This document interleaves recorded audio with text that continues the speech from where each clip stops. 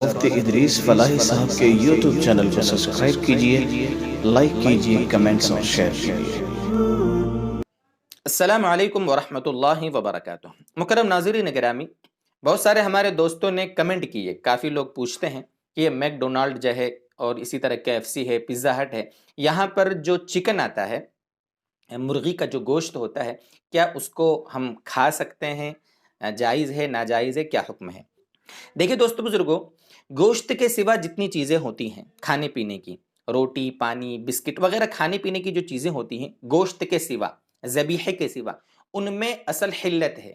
حلت کا مطلب یہ ہے کہ جب تک ہمیں یقینی طور پر یا غالب گمان کے درجے میں کم سے کم پتہ نہ چل جاوے کہ بھئی اس میں ناپاک چیز ملائی گئی ہے، تب تک ہم اس کو حلال ہی کہیں گے، حرام نہیں کہہ سکتے۔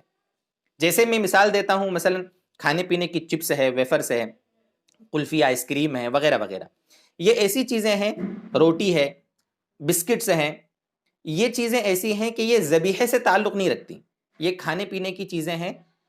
ان غذائی چیزوں میں اصل حلت ہے، اباحت ہے، حرمت نہیں ہے۔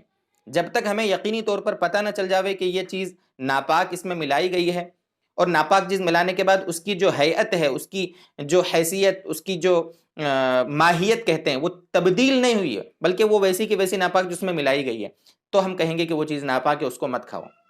لیکن اصل اس میں حکم حلت کا ہے۔ صرف شک کی بنیاد پر، لوگوں کی اڑی اڑائی، چلی چلائی باتوں کی بنیاد پر ہم کسی حلال کو حرام ہرگز نہیں کہہ سکتے، پہلی بات۔ اور جو گوشت کے قبیل کی چیزیں ہوتی ہیں، ذبیحہ جو ہوتا ہے، جانور ذبح کر کے جو گوشت مطلب جیسے کھایا جاتا ہے، اس گوشت میں اصل ہے حرمت۔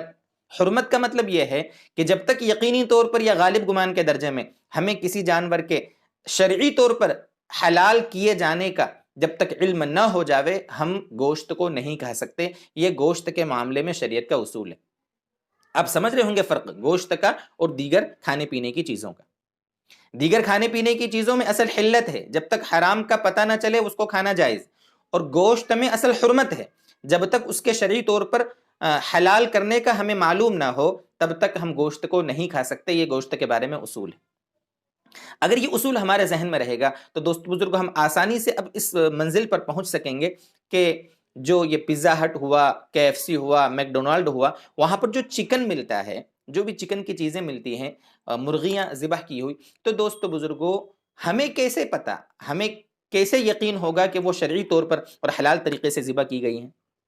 خاص طور سے ہمارے ممالک میں، خاص طور سے ان ممالک میں جو یعنی اسلامی تعلیمات پر نہیں چلتے ہیں بلکہ اسلام دشمنی کا مظاہرہ کرتے ہیں، وہاں پر بتاؤ ایسی ہوٹلوں میں یہ حلال گوشت کیسے مہیا کریں؟ اور ویسے بھی حدیث میں اللہ کے نبی صلی اللہ علیہ وسلم کی کئی روایات میں مشتبہ چیزوں سے بچنے کی ترغیب دی گئی ہے۔ حلال پر عمل کریں، حرام کو چھوڑیں، اور جو مشتبہ چیزیں ہیں جن کے بارے میں ہمیں پتہ نہیں چل پا رہا ہے کہ حلال ہے کہ حرام، تو ان سے بچنا ہی اپنی دین کی حفاظت ہے۔ اس لیے کہ اگر اس کو نہیں کھائیں گے تو اس کے بغیر ایسا نہیں کہ ہم مر جائیں گے، اور اگر کھا لیں گے تو ہمارے دین کا نقصان ہو سکتا ہے، ضروری نہیں کہ ہو جاوے۔ اس لیے جب ایسی چیزیں ہیں جو مشتبہ چیزیں ہیں، ان مشتبہ چیزوں سے اپنے آپ کو ہمیں بچانا چاہیے۔ اس لیے جب ہمارے اکابر علماء سے، دارالعلوم دیوبند ہوا یا اور دیگر جو ادارے ہیں جو فتویٰ دیتے ہیں جہاں کے ارباب افتاء، جب ان لوگوں سے اس بارے میں پوچھا گیا KFC اور میک ڈونالڈ وغیرہ کے بارے میں، تو ان لوگوں نے بھی اطمینان کا اظہار نہیں کیا۔ انہوں نے کہا کہ جب تک ہمیں یقینی طور پر حلال کا پتہ نہ چلے، ہمیں ایسی ہوٹلوں میں کھانے سے احتیاط کرنا چاہیے، بچنا چاہیے۔ دوست بزرگوں، یہ بہت سمجھنے کی چیز ہے۔ بھئی گھر کا کھانا کھائیں نا، ہم کیوں ہوٹلوں میں جائیں؟ ان ہوٹل میں تو انتہائی مجبوری میں انسان کو جانا چاہیے۔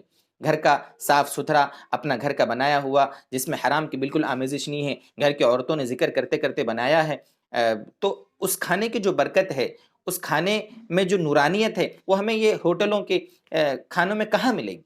اس لیے اس کا ہمیں بہت دھیان رکھنا چاہیے۔ اللہ تبارک و تعالی بہرحال ہمیں سمجھائے، ہمیں حلال غذا ہمیں کھلائے، حرام سے اللہ تبارک و تعالی ہماری حفاظت فرمائے۔ وآخر دعوانا ان الحمد للہ رب العالمین۔